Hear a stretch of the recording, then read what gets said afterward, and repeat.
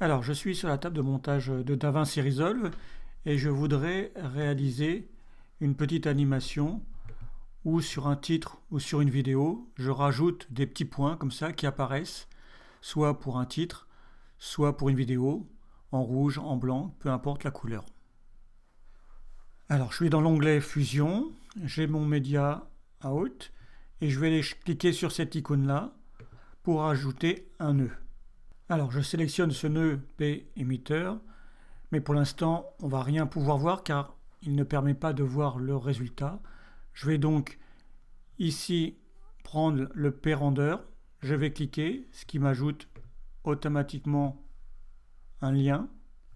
Et si maintenant j'appuie sur la touche 1, je vois déjà quelque chose. On va rajouter un autre nœud pour donner une direction. J'appuie sur commande maj espace et je vais taper et dire et je vais faire ajouter. Alors mon premier nœud sert de source pour les points, le deuxième nœud sert pour la direction. Je vais rajouter un autre nœud turbulence et un autre nœud à nouveau friction.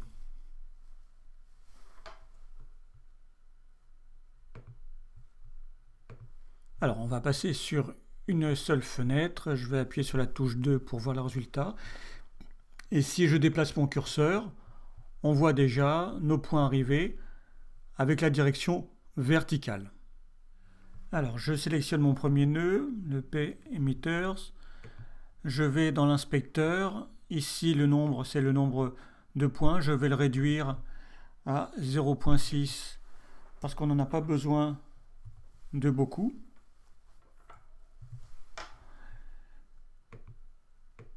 Ici je vais mettre 1,5.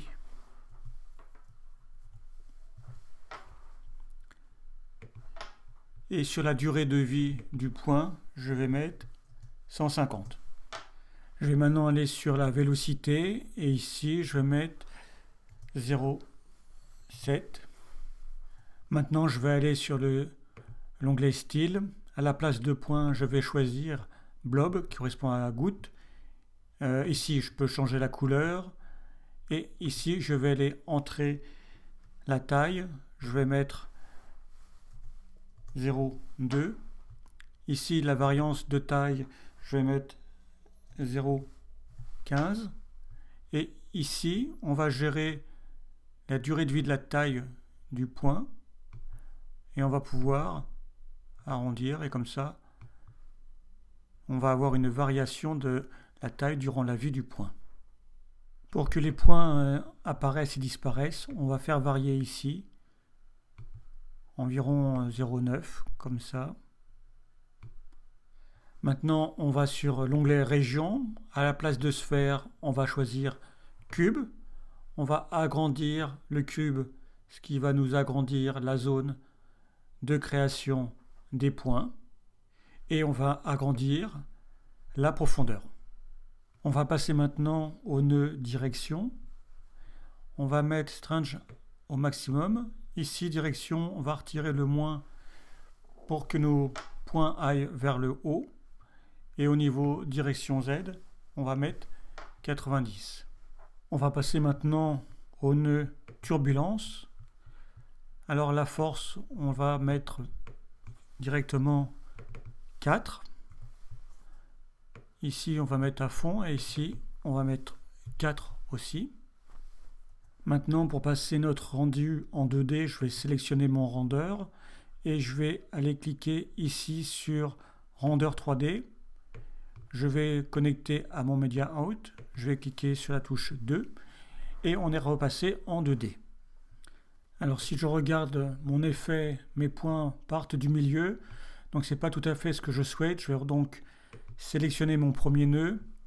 Je vais aller sur Offset et je vais diminuer de façon à voir une naissance au départ. Mais je voudrais aussi que ce soit plus large. Donc au niveau de la largeur, je vais mettre 3 pour voir.